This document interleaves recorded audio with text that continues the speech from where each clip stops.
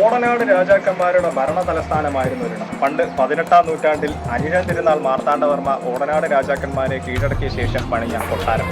അതാണ് നമ്മുടെ കായംകുളത്തെ കൃഷ്ണപുരം കൊട്ടാരം. 1746 അനിഴം തിരുനാൾ മാർത്താണ്ഡവർമ്മ വീരരവിവർമ്മയെ പരാജയപ്പെടുത്തുകയും തുടർന്ന് പഴയ കൊട്ടാരം തകർത്ത് ഇന്നീ കാണുന്ന കൊട്ടാരത്തിന്റെ ആദ്യകാല രൂപം നിർമ്മിക്കുകയും ചെയ്തത്.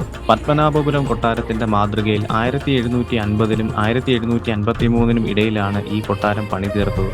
കൊട്ടാരം ഇന്നീ കാണുന്ന രീതിയിൽ നവീകരിച്ചത് അയ്യപ്പൻ മാർത്താണ്ഡപിള്ളയാണ്. ഈ കൊട്ടാരത്തിൽ നിരവധി പ്രത്യേകതയുള്ള വസ്തുക്കൾ നമുക്ക് കാണാൻ സാധിക്കുന്നതാണ്. അതിലൊന്നാണ് കേരളത്തിൽ കണ്ടെത്തിയിട്ടുള്ളതിലും വെച്ച് ഏറ്റവും വലിയ ഒറ്റ ക്യാൻവാസ് ചുമർചിത്രമായ ഗജേന്ദ്രമോക്ഷൻ ചുമർചിത്രം. പണ്ട് ബുദ്ധമതത്തിനെതിരെ നടന്നിരുന്ന അക്രമങ്ങൾക്ക് തെളിവായ ഒരു ബുദ്ധപ്രതിമയും ഇവിടെ സംരക്ഷിച്ചു പോരുന്നുണ്ട്. 10-ാം നൂറ്റാണ്ടിലേത് എന്ന് കരുതപ്പെടുന്ന ഈ ബുദ്ധപ്രതിമ കരുനാഗപ്പള്ളി മരുതൂർക്കുളങ്ങര ക്ഷേത്രക്കുളത്തിൽ നിന്നുമാണ് കിട്ടിയത്. ചരിത്രവും പഴമയും ഒക്കെ ഇഷ്ടപ്പെടുന്നവർക്ക് പറ്റിയൊരിടമാണിവിടെ.